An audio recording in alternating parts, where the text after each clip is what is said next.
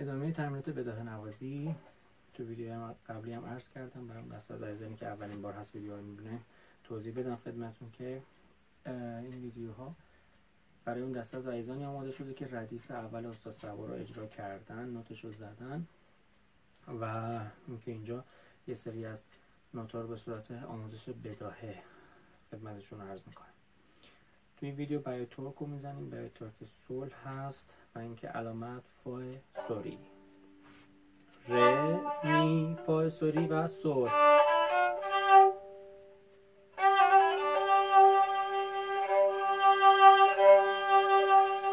زدم سول فا می ره سول بم، منظور از بم همین سیم بمونه، بم سول بم سول سول سول سول سول سول فا می ره سول با یارشه،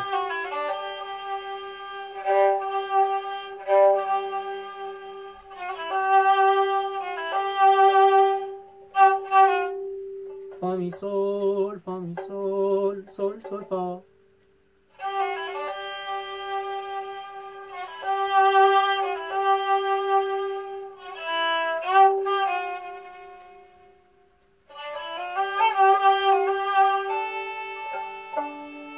ره می فا سول لا سول فا سول لا، سیم سوم و چهارم و پیچیکاتو کنیم، ره می فا سول لا سول فا سول لا،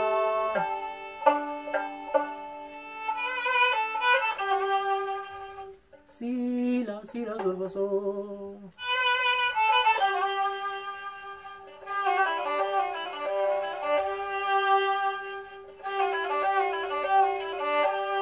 سول فا می ره سول فا می ره سول فا می ره سول،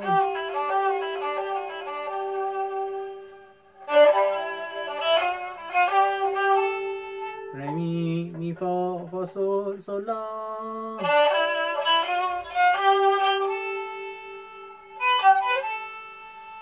سی سول سی لا،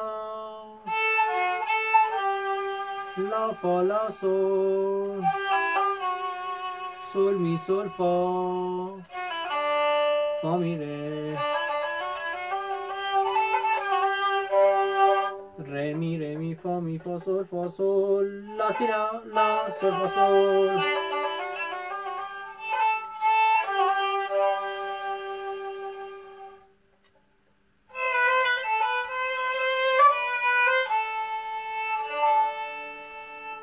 دو سی دو سی لا سی دو ره سی دو لا ره لا،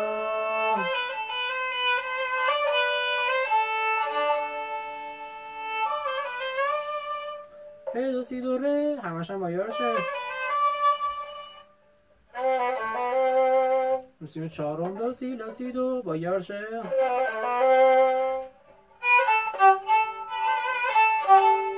آرشای جدا سی لا سول لا سی، رو سی ویبره که تو ویدیوهای ویبره توضیح دادم خدمتتون، سی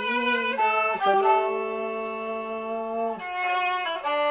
فا می ره، ره می فا سول فا می فا سول لا،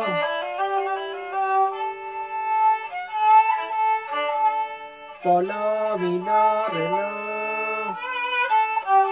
سی لا سول لا، سی لا سول فا سول، لا سول فا می فا. آرشای جدا ره فا می سول فا لا سول سی لا دو سی لا سول فا سول، از ره می فا سول لا سی دو ره می فا سول، لا فا لا سول، سول فا سول سول فا سول سول، لا سول فا می ره، سی دو می ره، دو ره دو سی لا سی لا سی، آرشای جدا لا سی ره دو، سی دو سی لا سی لا سول سول لا، فا سول دو سی، فا سول سی لا، فا سول لا سول، سول فا می ره، ره می فا سول لا فا لا سول سول فا سول سول فا سول سول. میشه بداهه نوازی ساده در بیات ترک. حالا خودتون میتونید بهش چیزایی اضافه کنید یا از اون کم کنید. و اینکه اگر که دوست داشتید ویدیوهاتون رو برام بفرستید ما ببینیم، کیف کنیم، خستگیمون در. اگه سوالی بود تماس بگیرید، با کمال میل در خدمت شما خواهم.